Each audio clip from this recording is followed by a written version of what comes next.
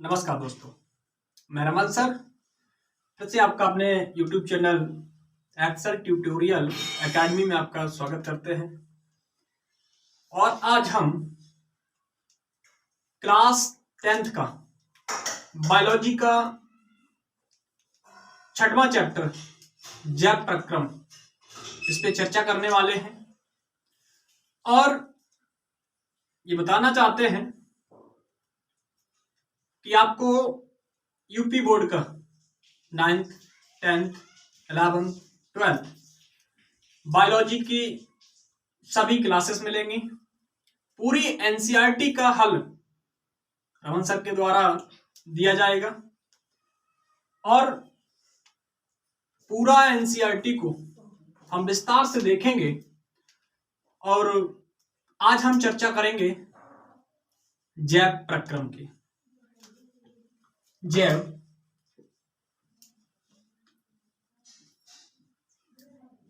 प्रक्रम की सबसे पहले हमें यह पता करना है कि जैव प्रक्रम क्या है, जैव का अर्थ क्या होता है, प्रक्रम का अर्थ क्या होता है। इन सभी के बारे में हम थोड़ा सा परिचय जान लेते हैं। उसके बाद हम इसके जैव प्रक्रम पूरे को एक साथ जानेंगे। पहले हम जानेंगे कि जैव क्या होता है। तो बेटा जैव का अर्थ होता है, जैव का अर्थ होता है सजीव।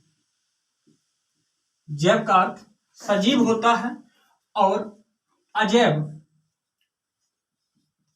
अजैव का अर्थ निर्जीव होता है, निर्जीव होता है। सबसे पहले हम ये जानेंगे कि सजीव क्या होते हैं और निर्जीव क्या होते हैं। तो सजीव के लिए हम जानेंगे सबसे पहले और फिर जानेंगे निर्जीव क्या होता, अजैव क्या होता। जीवों में हम ये कहते हैं जीवन पाया जाता है। जीवन की परिभाषा अगर हम दें तो जिस किसी भी जीव में जीव द्रव्य पाया जाता है तो हम उसमें जीवन को पाते हैं, ऐसा समझ लीजिए।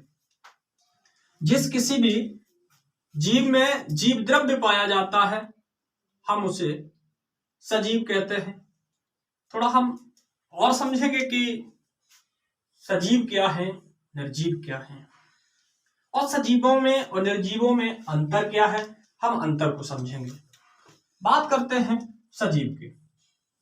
एक तरफ सजीव लिख लेंगे सजीव और एक तरफ लिखेंगे हम निर्जीव। तो सजीव और निर्जीव क्या होते हैं थोड़ा हम समझेंगे और हम इस पे विशेष पूरे चैप्टर को हम लगभग 5 पार्ट में पाएंगे। सजीव क्या होते हैं, हम ये कह दें कि जिस किसी भी वस्तु में जो सजीव होते हैं, जो भी सजीव होते हैं वो गति करते हैं। क्या करते हैं? गति करते हैं, गति करते हैं। गति क्या होता है थोड़ा हम समझेंगे।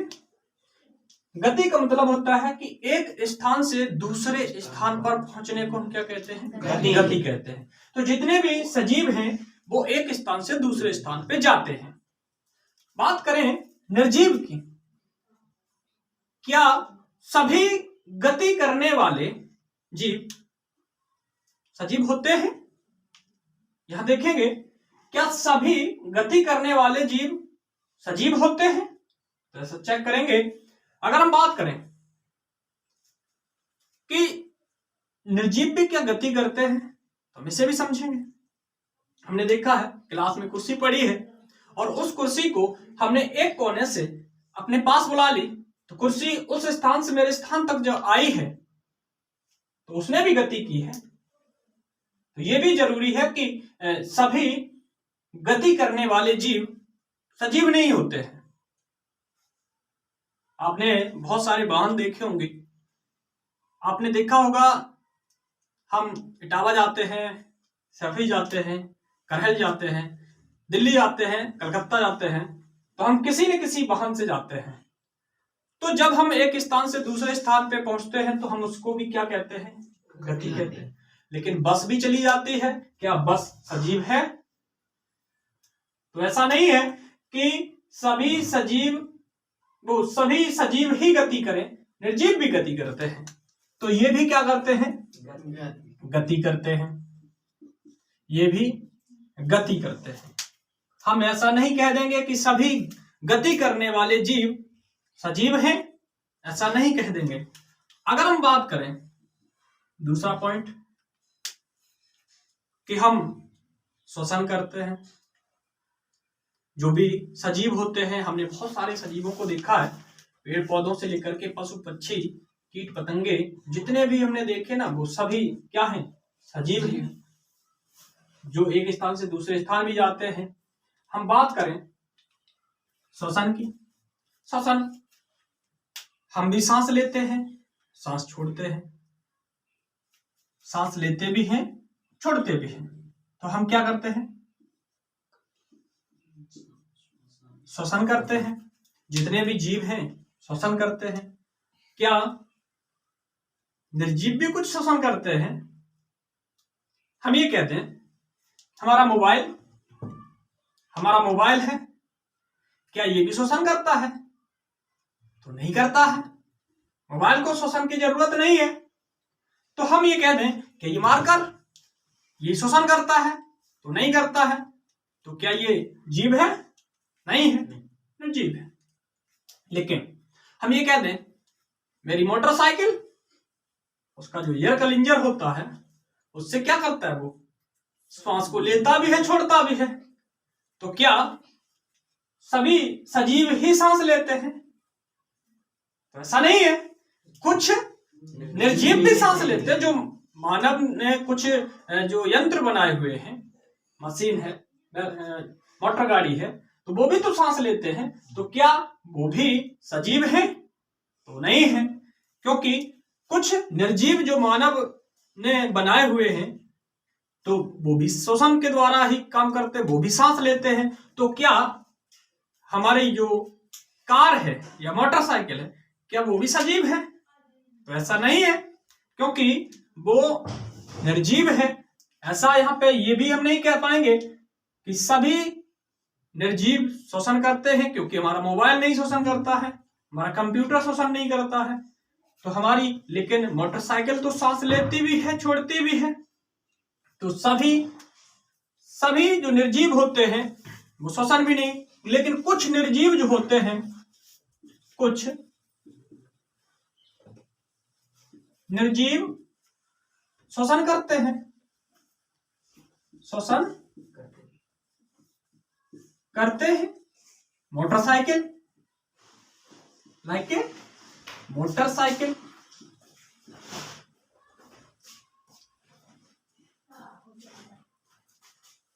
साइकिल ऐसे लिखते हैं, हाँ मोटरसाइकिल है ना। लेकिन ये 100% श्योर है कि सभी सजीव सांस लेते हैं। लेकिन यहाँ पे हम कुछ निर्जीवों में देखते हैं कि सांस लेते हैं, लेकिन ये 100% श्योर है कि सभी जो सजीव हैं वो सभी सांस लेते हैं।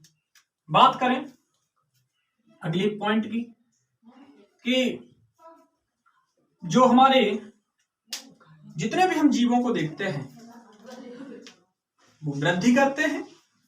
क्या करते हैं? वृद्धि करते हैं। सभी सजीव वृद्धि करते हैं। क्या निर्जीव भी वृद्धि करते हैं? देखेंगे।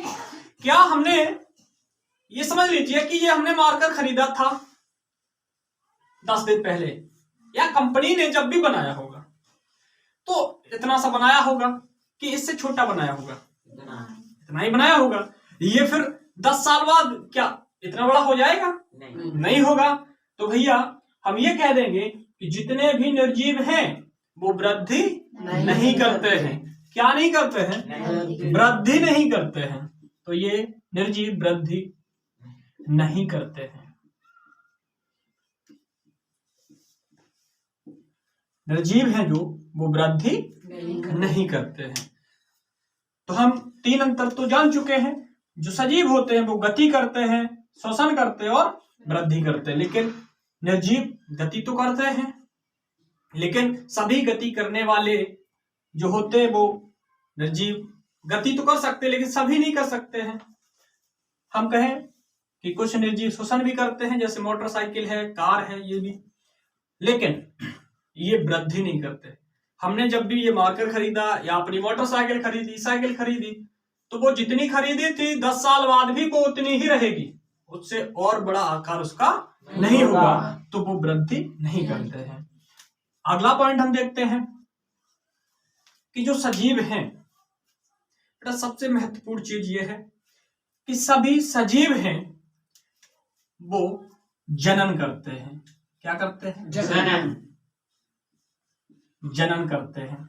क्या करते हैं? जनन क्या होता है हम जानते हैं, सब लोग जानते हैं। जनन क्या होता है? जो सभी जीव अपनी प्रजाति को बचाने के लिए अपनी जो संतानें उत्पन्न करते हैं उसे जनन कहते हैं। क्या ये मार्कर भी जनन करता है? नहीं करता है। भाई ये ऐसा तो है नहीं कि ये मार्कर हम यहाँ रख दें और 10 दिन बाद देखें तो यहाँ पे 4 मार्कर मिले मुझे, ऐसा तो नहीं है। तो निर्जीव जनन नहीं करते हैं। क्या नहीं करते बेटा? ये जनन नहीं करते हैं।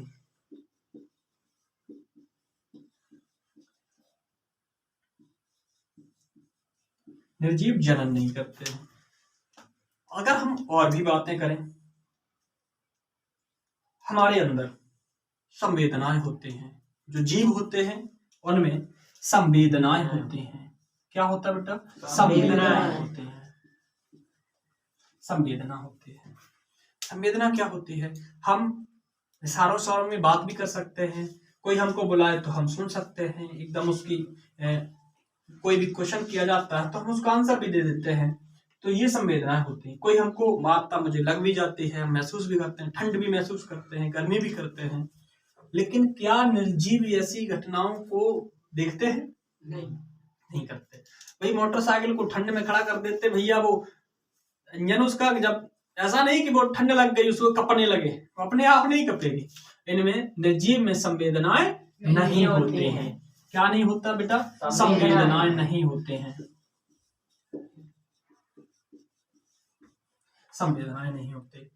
अब अगर हम बात करें, ये तो हम मान लेते कि जंतुओं में जो भी जीव है ना, 2 कैटेगरी में बांटे गए हैं, एक जंतु और एक पादप, 2 भागों में बटे हुए हैं।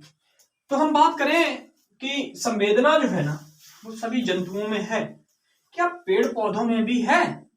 ऐसा भी भाई क्वेश्चन ये है कि संवेदनाएं जो होती हैं वो सभी जीवों में तो है, जितने भी जंतु हैं सभी में, लेकिन जीव तो एक पौधा भी है।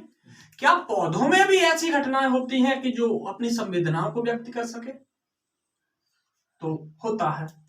संवेदना बेटा आपने नाम सुना होगा बेटा, संवेदना जो होती हैं तो जंतुओं में भी होती, जैसे मानव है, पक्षी हैं,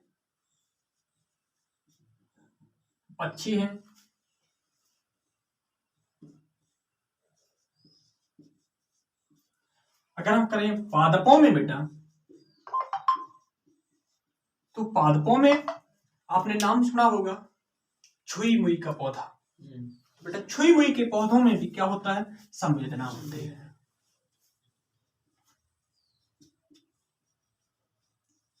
तो छुई मुई के पौधे को अगर हम बेटा टच कर देते हैं, थोड़ा सा छू लेते हैं, तो वो भी क्या करते हैं? उनकी जो पत्तियां हैं नीचे की तरफ झुक जाती हैं, वो भी शर्मा जाते हैं।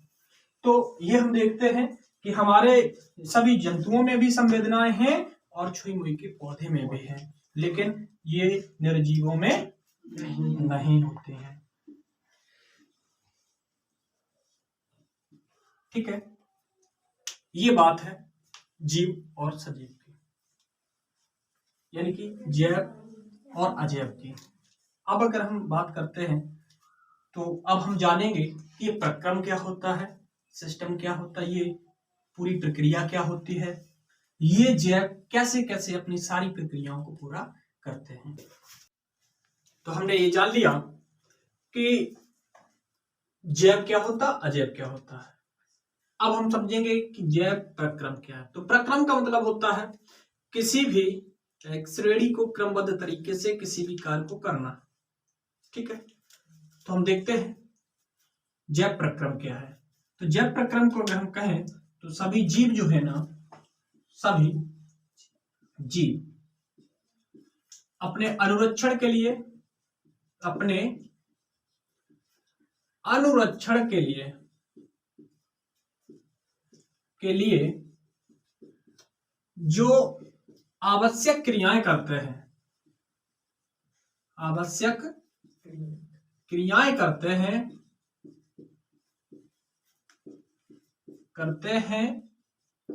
जैव प्रक्रम कहलाता है। समझ में आया? जैव प्रक्रम में कौन कौन सी क्रियाएं करते हैं ये भी हम समझ लेते हैं, और ये किस प्रकार से हैं तो देख लेते हैं। जैव प्रक्रम, तो बेटा ये सबसे महत्वपूर्ण, कोई भी जीव है पोषण लेता है। क्या करता है? पोषण लेता है। और बेटा ये श्वसन करते हैं। अब श्वसन जब करेंगे तो श्वसन के साथ साथ बेटा यहाँ पे कुछ ऊर्जा का भी निर्माण होगा। जब ये माइटोकॉन्ड्रिया पहुंचेंगे तो ऊर्जा का भी निर्माण होगा। तो यही ऊर्जा बेटा एक स्थान से दूसरे स्थान पे पहुंचाने के लिए क्या करना पड़ेगा, उनको वहन कराना पड़ेगा, या वहन करते हैं। और जब ये हमारे शरीर में, सभी जीवों के शरीर में अपशिष्ट बच जाते हैं तो उनका भैया क्या करना पड़ता है, उत्सर्जन करना पड़ता है। तो ये सारी जो क्रियाएं हैं ये सभी जीव करते हैं, और यही क्रियाओं के करने को हम क्या कहते हैं, जैव प्रक्रम कहते हैं। समझ में आया इतना? तो हम क्रम से अब देखेंगे ये पहले पोषण क्या होता है, श्वसन क्या होता है, वहन क्या होता है, या उत्सर्जन क्या होता है। इन सारी चीजों पे हम अब विस्तार पूर्वक देखने वाले हैं। ठीक है, हाँ बेटा इतनी बात समझ में आई कि जो भी जैव प्रक्रम है उसमें सभी जीव पोषण लेते हैं, श्वसन करते हैं, वहन करते हैं, उत्सर्जन करते हैं। इतनी बात सभी को समझ में आ गई होगी, मैं आशा करते हैं ना। आगे हम चर्चा करेंगे अब पोषण की, तो हम ये साफ कर दें, क्या देख लेते हैं।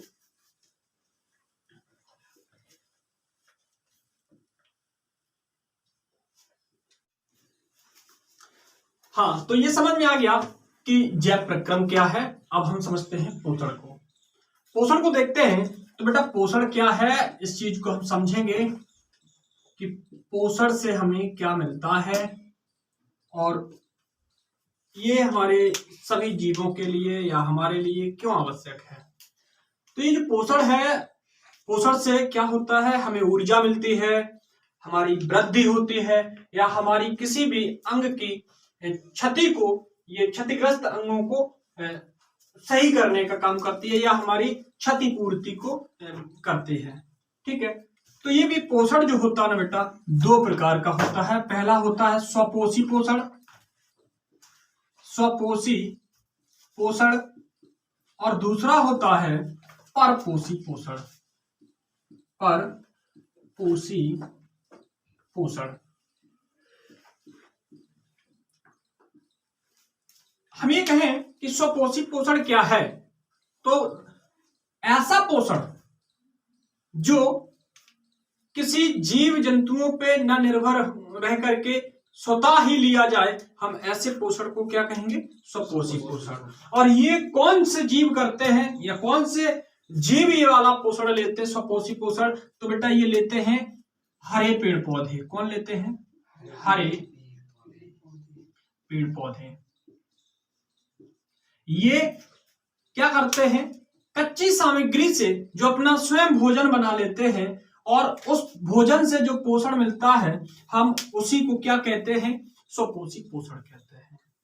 ठीक है, यानी कि ये कौन कौन सी कच्ची सामग्री से लेते हैं, जैसे धूप हो गया है, जल हो गया, या हम ये कहें कि उनमें हरे पत्तों में जो क्लोरोफिल उपस्थित रहता है उसकी मदद से ये क्या करते हैं, अपने भोजन का निर्माण करते हैं और उसी प्रकार उस भोजन से उनको क्या मिलता है, पोषण मिलता है, और उसी पोषण को हम क्या कहते हैं, सपोषी पोषण कहते हैं। बात करते हैं परपोषी पोषण की। बेटा परपोषी पोषण ये 3 प्रकार का होता है। सबसे पहले हम देखते हैं प्राणी संपोषण। कौन सा है बेटा, प्राणी संपोषण।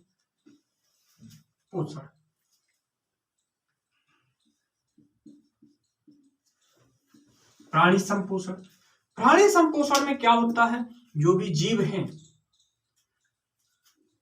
वो क्या करते हैं, किसी पेड़ पौधों पे या किसी जीव जंतु पे निर्भर रहते हैं। तो इस प्रकार के पोषण को क्या कहते हैं,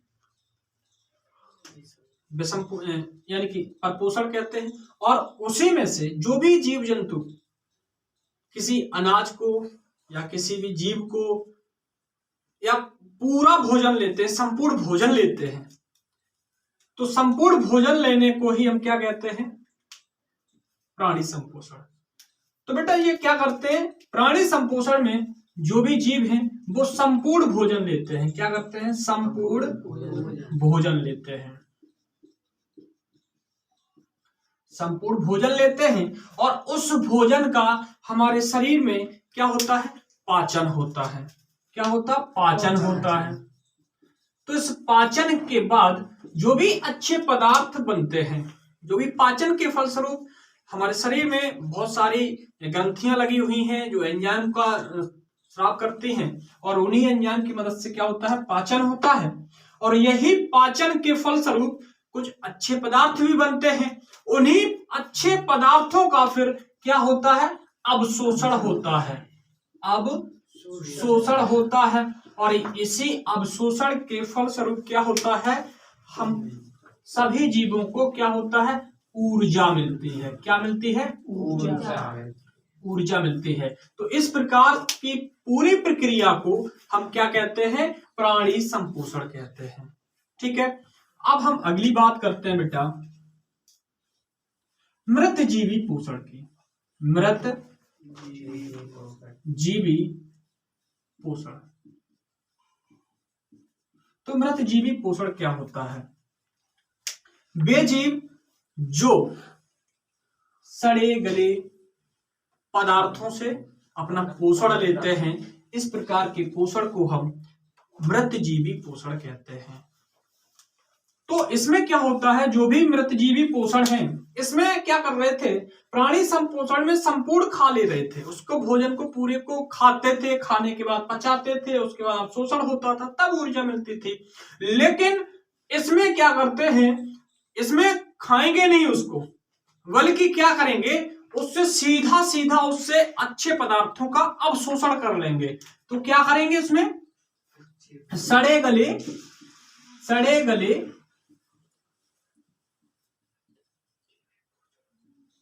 पदार्थों से क्या करेंगे बेटा, ये सीधा अवशोषण करेंगे। अवशोषण करते हैं और अवशोषण से क्या उनको मिलती है, ऊर्जा मिलती है। तो इस प्रकार जो भी जीव हैं, जैसे ये पोषण लेते हैं सड़े गले से सीधे सीधे से, उन्हें हम क्या कहते हैं, मृत जीवी पोषण कहते हैं। जैसे उदाहरण अगर हम कहें तो जैसे कवक है, या हम कहते हैं फफूंदी है। ठीक है, अगर हम तीसरे पोषण की बात करें तो बेटा ये होता है परजीवी पोषण। क्या होता है बेटा, परजीवी पोषण। परजीवी पोषण समझ लेते बेटा, परजीवी पोषण क्या होता है। जो परजीवी पोषण है, ये जीवित जीवों के ऊपर या उनके अंदर रह करके ये जीवित जीवों से ही अपना पोषण ले लेते हैं। इस प्रकार के पोषण को हम क्या कहते हैं, परजीवी पोषण। जैसे हमारे सिर में जुएं हैं, और ये जुएं क्या करते हैं, हम भी जीवित हैं और जुएं भी जीवित हैं, तो हमारे शरीर में रह करके वो हम ही से पोषण ले लेते हैं। इस प्रकार के पोषण को हम क्या कहते हैं, परजीवी पोषण कहते हैं। जैसे बेटा कौन है, जूं है। अगर मच्छर की बात करें बेटा, तो मच्छर भी हम ही लोगों का खून चूस करके क्या करता है, पोषण लेता है। तो मच्छर भी बेटा हम इसको इस श्रेणी में ले लेंगे। मच्छर के साथ साथ आपने देखा होगा, एक आपने नाम सुना होगा ना, मच्छर जो काट लेता हमको, काटने के बाद अपनी लार हमारे शरीर में छोड़ देता है, और उस लार में बेटा एक बैक्टीरिया रहता है, जिससे हम जीवाणु रहता है, जिसे हम कहते हैं प्लाज्मोडियम। क्या कहते हैं, प्लाज्मोडियम। क्या करता है, हमारे शरीर में रह करके और वो हमारे ही ब्लड से क्या करता है, पोषण लेता है। तो हम इसको भी क्या कहेंगे, परजीवी पोषण कहेंगे। अगर बेटा हम पेड़ पौधों में बात करें, क्या ये पेड़ पौधों भी परजीवी होते हैं? क्या पेड़ पौधे भी परजीवी पोषण लेते हैं? तो हाँ, आपने देखा होगा कि पेड़ पौधों पे एक पीले रंग की धागे नुमा संरचना की एक पौधा रहता है, जिसको हम कहते हैं अमरवेल। क्या कहते हैं, अमरवेल। अमरवेल। तो अमरवेल भी क्या करती है कि जो अमरवेल होती है वो पौधे के ऊपर लिपटे लिपटे उस पौधे से क्या करती रहती है, अपना पोषण लेती रहती है। ठीक है, इतनी बात समझ में आई क्या? चलिए हम इसको साफ करते हैं और अब देखते हैं कि बेटा जो जीव हैं वो कैसे पोषण लेते हैं। ठीक है, बात करेंगे पहले हम कि भैया शारीरिक संरचना के आधार पे जीव बेटा दो प्रकार के पाए जाते हैं।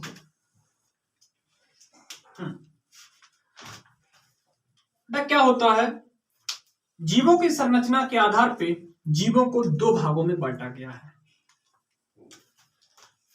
जीव है ना बेटा, जीव संरचना के आधार पे कि इसकी बॉडी डिजाइन कैसी है, इसकी बनावट के आधार पे इसको दो भागों में बांटा गया।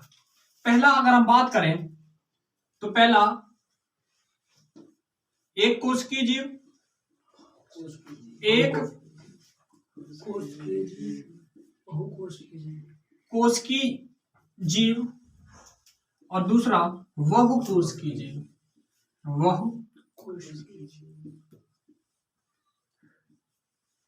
कोशिकीय जीव। ठीक है, तो सबसे पहले हमको इसमें दो टॉपिक को पढ़ना है।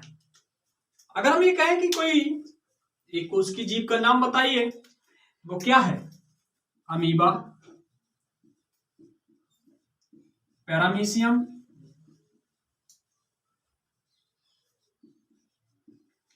तो हमको क्लास 10th में अमीबा और पैरामीशियम दो ही को पढ़ना है। ठीक है, तो हम देखते हैं कि अमीबा में कैसे पोषण होता है, पैरामीशियम में पोषण कैसे होता है, अमीबा की जो डिजाइन है वो कैसी होती है, कहाँ पाया जाता है, ये किस प्रकार से अपना भोजन बनाता है। देखिए बेटा हम पढ़ने वाले हैं अमीबा में पोषण। अमीबा में पोषण, तो बेटा इसकी जो आकृति होती है ये कोई फिक्स नहीं होती है। ठीक है, तो बेटा इसको हम कहते हैं पादाभ, पादाभ, या बेटा हम इसको कहते हैं कूटपाद। क्या कहते हैं? कूटपाद कहते हैं। बेटा ये होता है इसका केंद्रक होता है,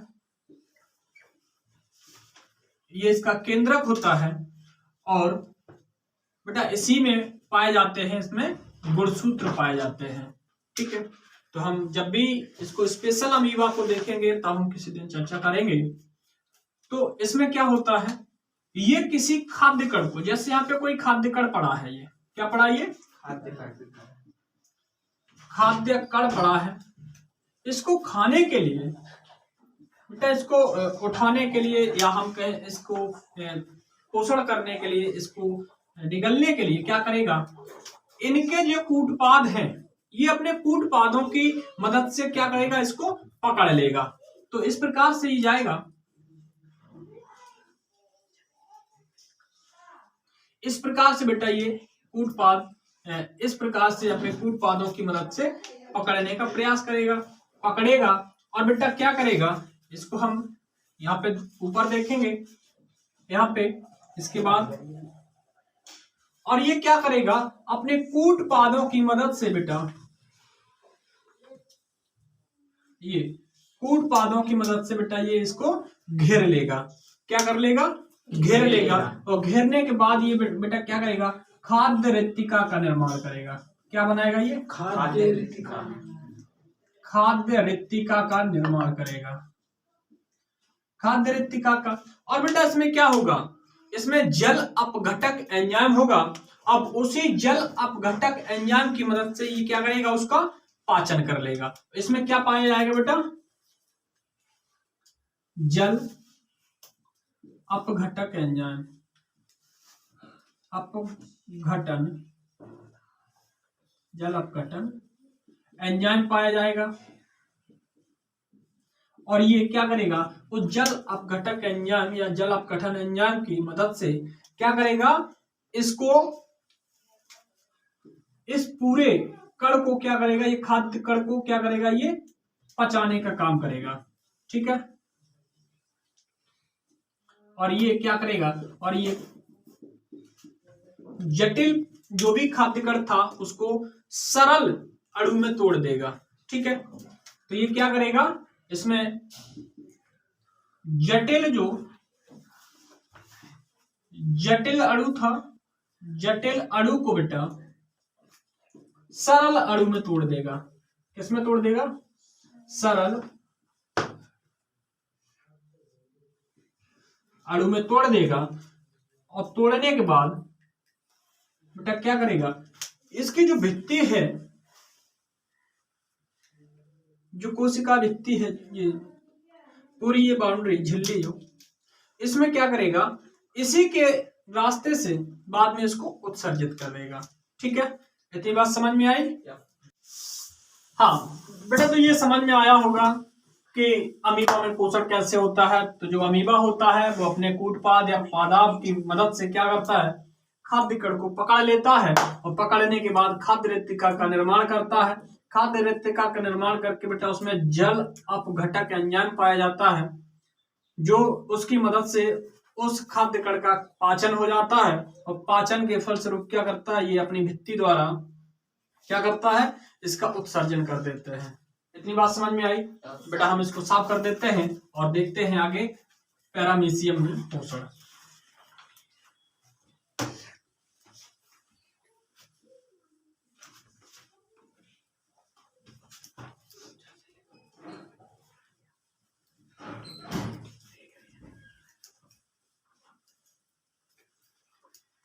आगे देखते हैं पैरामीशियम में पोषण।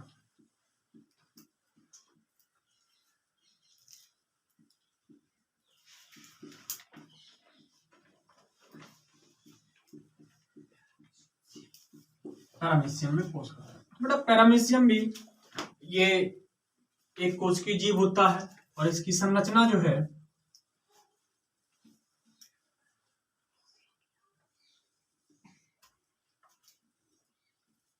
एक बेटे जूते के सोल के आकार के होते हैं। ठीक है, जूते के सोल के आकार के होते हैं, और इसमें भी बेटा केंद्रक पाया जाता है। और इसमें क्या होता है, ये पक्षमाप पाए जाते हैं। क्या पाया जाता है, पक्षमाप पाए जाते हैं।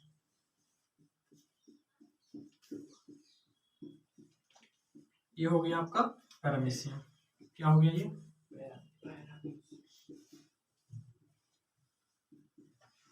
और ये इनको हम फ्लेजला कहते हैं, या हम इसको हिंदी में पक्षमाप कहते हैं, पक्षमाप कहते हैं। तो क्या होता है, यही पक्षमाप क्या करते हैं, ये जैसे खाद्य कण है, ये खाद्य कण है,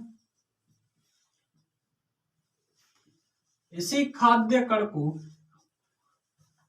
बेटा, इसी खाद्य कण को ये पक्षमाप की मदद से पकड़ लेते हैं, और एक विशेष स्थान से क्या करते हैं, इसका पाचन कर देते हैं, अवशोषित कर लेते हैं। और इसी प्रकार से ये भी क्या करता है, पैरामीशियम पोषण ले लेता है। इसमें बहुत ज्यादा नहीं जानकारी लेनी है, इसमें ये देख लेना है कि ये पश्चिमागों की मदद से क्या करते हैं, इसको पकड़ लेते हैं और पकड़ने के बाद इसका क्या करते हैं, विशेष स्थान से अपने शरीर में प्रवेश कराते हैं और ये उसका खाद्य कण का पाचन करके ये क्या करते हैं, अपने को पोषण लेते हैं। ठीक है, तो हाँ दोस्तों, ये हमारा क्लास 10th का जैव प्रकरण का पहला पार्ट आपको मिल चुका है।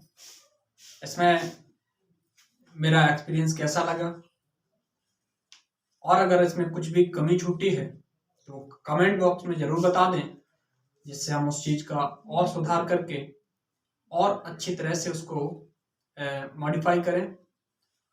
और अगर हमारा ये वीडियो आपको अच्छा लगा है तो कमेंट करके जरूर बताएं कि आपको किस क्लास का आपको बायोलॉजी की क्लास लेनी है। इसके लिए आप कमेंट बॉक्स में लिख सकते हैं और हमारे YouTube चैनल को सब्सक्राइब कर लें, जिससे कि आपको इसका नोटिफिकेशन पहले मिल जाए। और अगर ऑनलाइन क्लास लेनी है तो आप हमारे नीचे दिए हुए नंबरों पे संपर्क कर सकते हैं। धन्यवाद।